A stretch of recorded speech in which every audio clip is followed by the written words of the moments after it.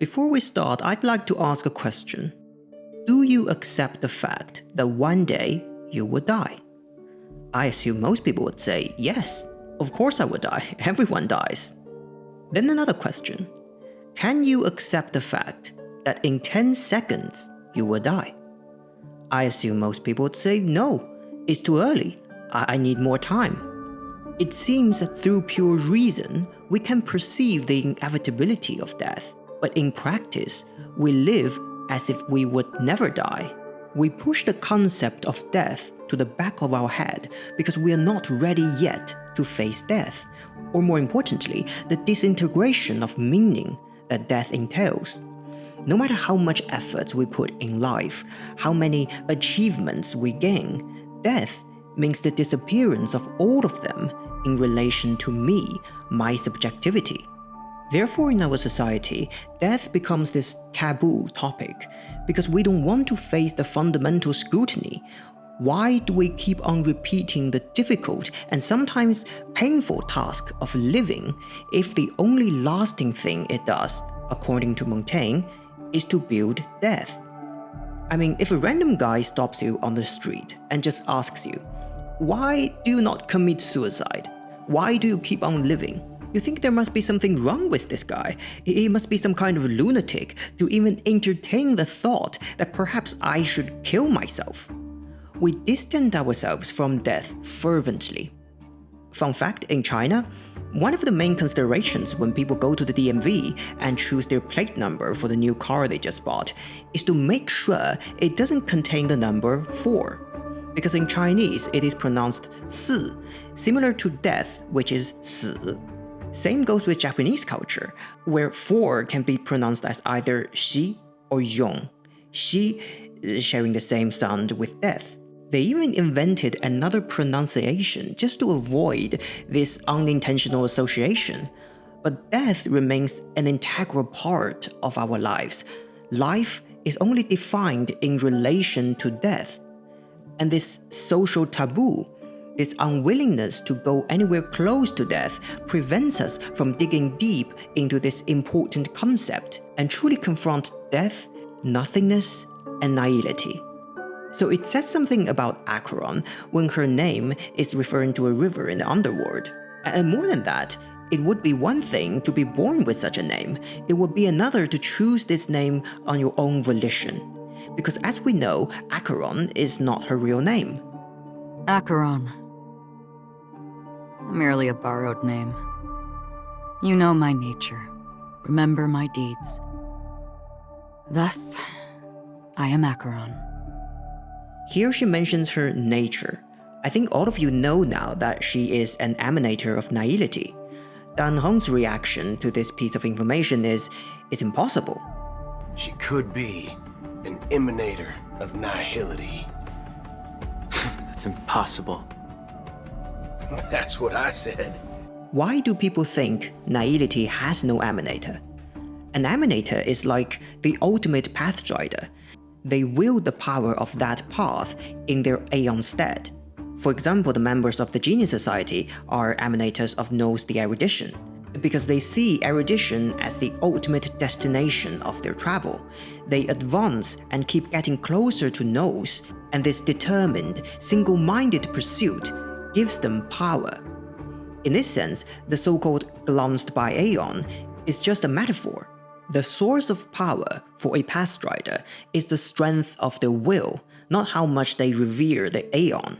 In fact, in the last video about Ruan Mei, we talked about how she isn't serving Nous by any means. She seeks to replace them and even surpass them. If we imagine a path as a road defined by philosophical ideas, its aeon is the end of the road. When you walk on this road, if you see the destination clearly and keep on running tirelessly, obviously you will reach further than most people and reach a status closer to being Aeon. That's how emanators are really born. Beings without a strong will cannot be an emanator. Even if they are forcefully imbued with that power, they will perish shortly after, demonstrated by both Aha and Ruan Mei. Unlike people following other paths, past writers of Nihility does not see Nihility itself as the ultimate destination and keep advancing towards IX, because quite literally, there is nothing at the end of the road. Nihility itself does not have a set of actions it inherently leads to.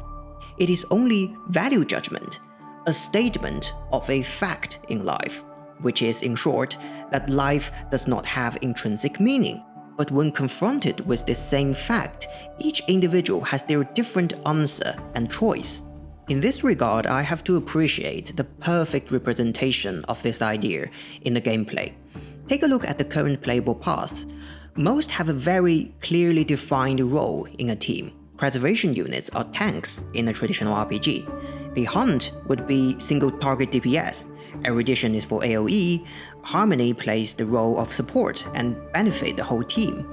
But it seems that Nihility is a bit lost. On the surface, it is the antithesis of Harmony. Instead of buffing allies, they debuff enemies. But in practice, Nihility units can appear in many different roles. Like how Black Swan and Sunpool usually function as sub-DPS, most people play Kafka as main DPS. Hela is siding with Harmony and functions as enabler of the team. Weald can even use his time manipulation to fill in the role of sustain in some situations. Because unlike other paths, Nihility has no inherent destination. Everyone is exploring their own Nihility. This is all but a fleeting dream. One of the thousands of manifestations of IX. Under the watchful eye of Nihility, we momentarily linger here before moving on to our own paths. So how does Acheron become an emanator of Nihility? It's quite interesting. It almost appears as a coincidence. If you think about it, you realize how she technically fulfills the requirements of becoming emanator. She does advance tirelessly with IX as her clear destination, but not to revere them, not to replace them, and certainly not to surpass them, but to cut them off. Coincidentally, this path leads her closer to IX, closer than anyone has ever been, giving her the power of an emanator. But is this really coincidental? Or does it have a certain inevitability on the philosophical level? Many people think the philosophy of Acheron represents Friedrich Nietzsche. I would say it misses the mark by a tiny margin. But in this specific story, this tiny misinterpretation can prohibit you from appreciating the story and discourse to its full extent. The philosophy of Acheron does share some fundamental aspects with that of Nietzsche, but if you read Nietzsche's work, you realize he is full of passion, he's dramatic, even provocative, total antithesis of the personality of Acheron. The game even writes a passage in her character story to remind you of that. When I first met her, it appeared that she was on a certain quest, possibly seeking revenge. However, I soon realized that it wasn't the case, as a person consumed by hatred would inevitably expose it. Yet she remained remarkably composed, with only fleeting glimpses of sorrow. This is not Nietzsche. Nietzsche has nothing to do with the word composed. There is in fact one character in this story that is the representation of Nietzsche, but it's not Acheron, it's Aventurine. This living embodiment of drama and provocation practices the philosophy of Nietzsche to the letter. In one of his iconic work, The Gay Science, Nietzsche says, "For believe me, the secret for harvesting from existence, the greatest fruitfulness and the greatest enjoyment is to live dangerously. Build your cities on the slopes of Vesuvius. Send your ships into uncharted seas. Live at war with your peers and yourselves." First things first, this doesn't read like something Acheron would say, right?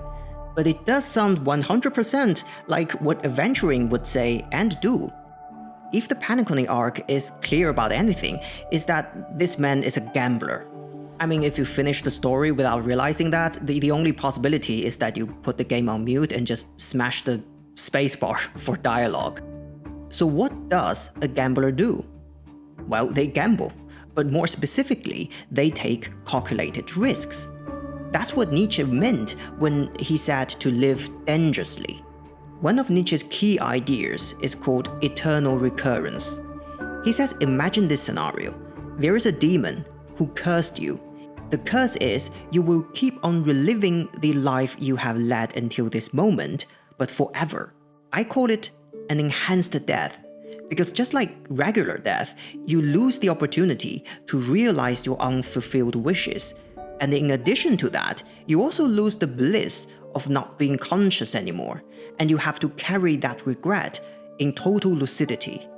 Through this unlikely scenario, Nietzsche proposes his recommended way of living, to live in such a way that when you confronted with that demon, not only do you not feel the urge to curse it, you are actually excited and are grateful by this opportunity. That means you have lived to the fullest, that you have maximized the potential of the present.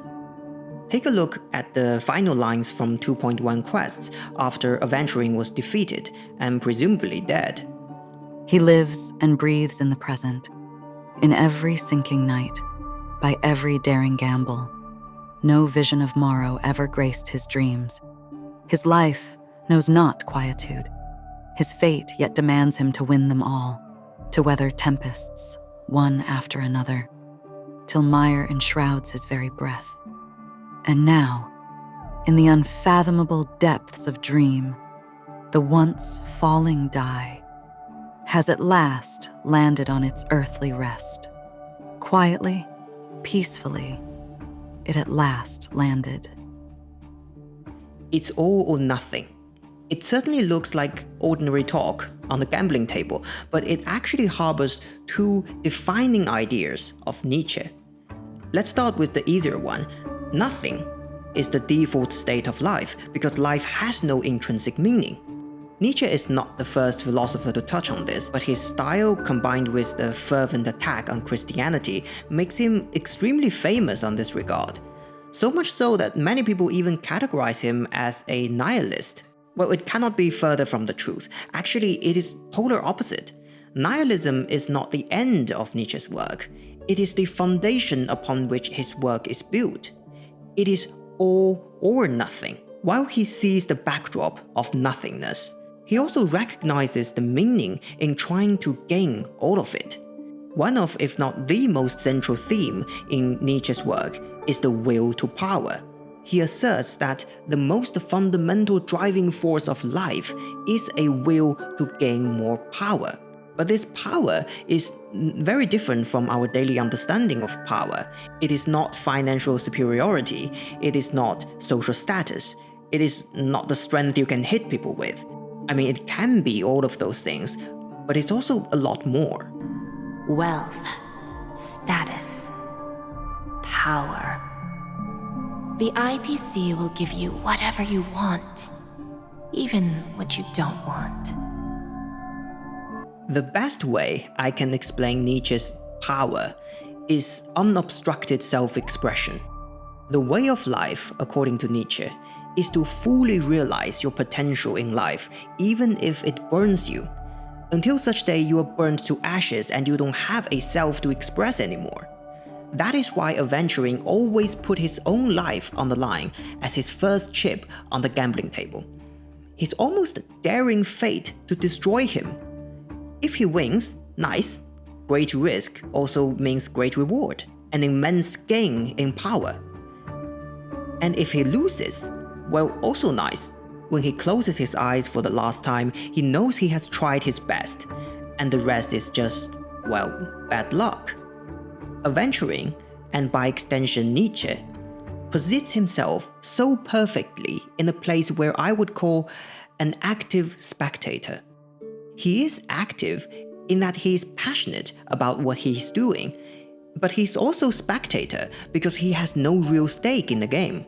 Because he's not concerned with the outcome, he's just enjoying the ride.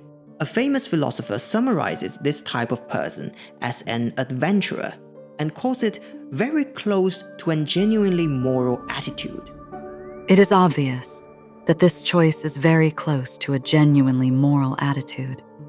The adventurer does not propose to be. He deliberately makes himself a lack of being. He aims expressly at existence.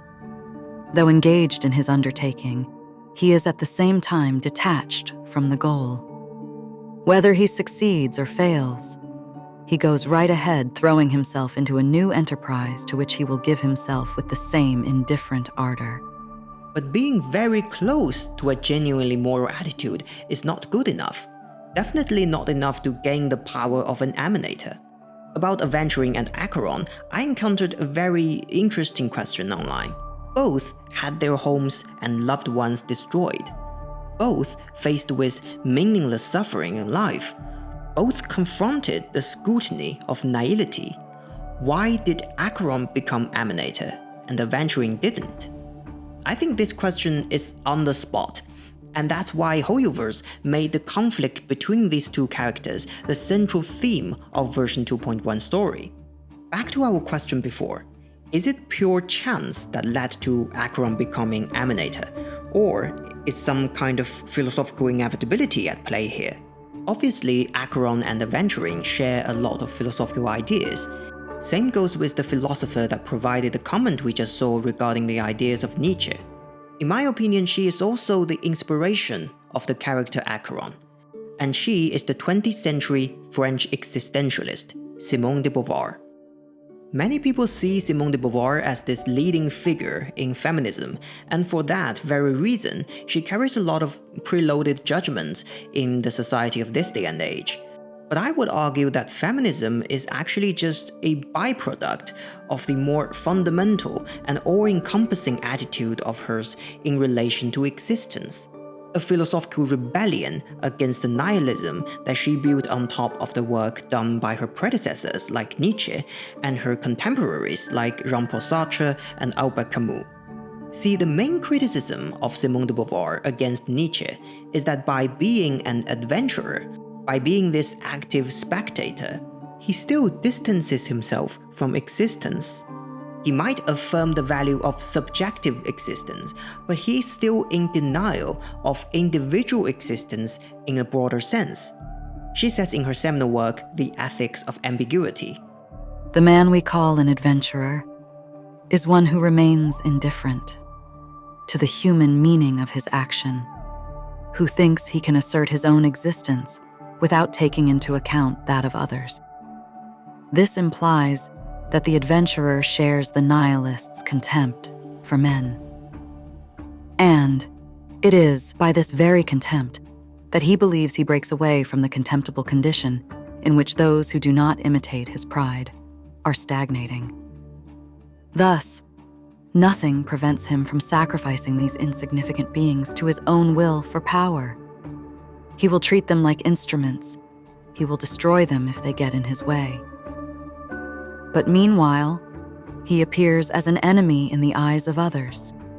His undertaking is not only an individual wager, it is a combat.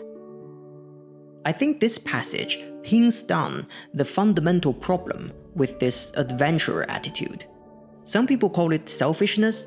I think it's close, but not precise. The fundamental problem is this word, contempt. He holds contempt towards existence because by this very contempt, he believes he breaks free from the contemptible condition that is existing in this meaningless world.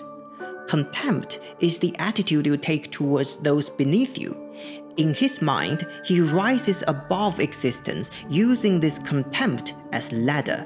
I think this is best shown in the dialogue between Sunday and Aventurine. By the way, before you go, I have a personal question. Do you truly want to destroy the world with your own hands? Let's assume, just assuming now, that every time I roll the dice, there's a possibility of achieving this particular outcome. Then I would be quite happy to make that wager. See, he's not saying, the world is a terrible place and I will destroy it. He's saying, so what if it is destroyed? It's just a game. He is happy to make that wager because the stake appears to be so high, the game appears to be so thrilling that it allows him to harvest from existence the greatest fruitfulness and the greatest enjoyment, as if he's outside of existence, above existence, actively spectating existence, as if playing some kind of virtual reality game. And when his character dies, he takes off his headset and says, "Well, it was good while it lasted." But Simone de Beauvoir would say, where did you get the idea that you were outside and above existence? If you say all life is manifestation of the will to power, and then you assign some special place to yourself above other wills to power, you're not being intellectually consistent here.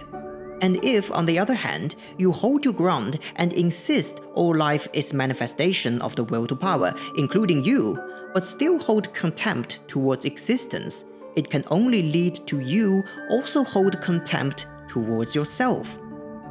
The latter is the road Aventurine is on, a road not of self-hatred, but self-contempt. Acheron actually has a line of comment on Aventurine. A shattered emptiness draped in the guise of desire. His existence is strikingly powerful, yet the self beneath is extraordinarily faint. That's why I think it is not precise to use the word selfishness against the Nietzsche's way of life. Selfishness is only one of the two roads contempt can lead to. But contempt is also one of the two roads you can choose once you realize the lack of intrinsic meaning in life.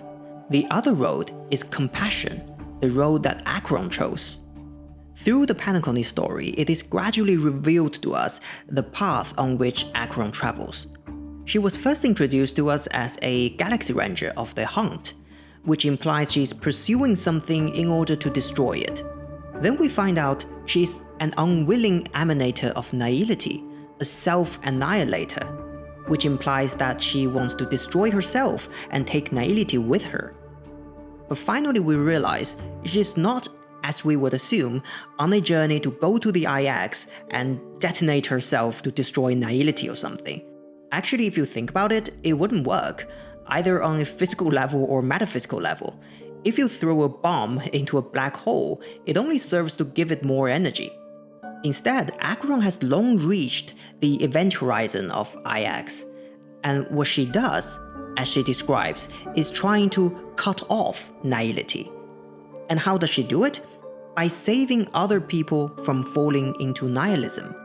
Her signature light cone tells us the role she plays long before it is revealed in the story. Flowing in the narrow border between existence and nothingness, the ice-cold tides eternally lap against the shores and bring all things to their final end.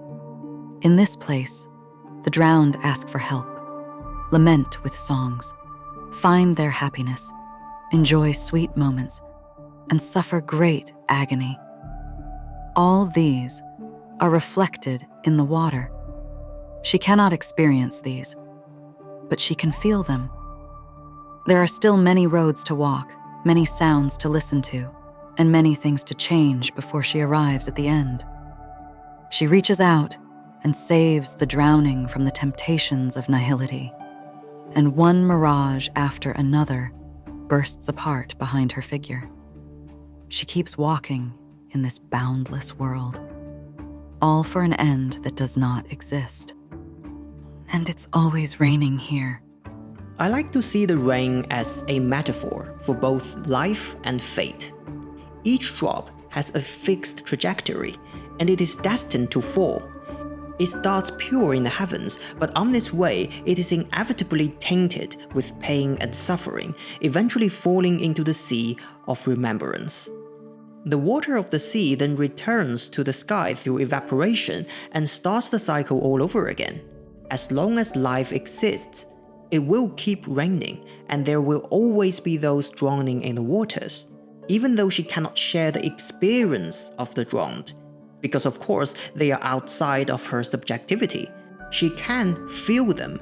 Instead of contempt, she holds compassion. And precisely because of this compassion, she chose a path not only to make her way to Ajax, but also stops right at their event horizon, and continuously resisting their gravitational pull, all to save others from falling into their abyss.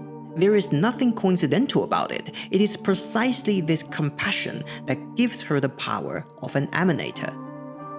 Can she beat some disharmonious choir by herself? I have no doubt in my mind that she can. But still, she gives the falling trailblazer a helping hand and leaves the stage to the future generation to shine. I think this is the culmination of the philosophy of Simone de Beauvoir.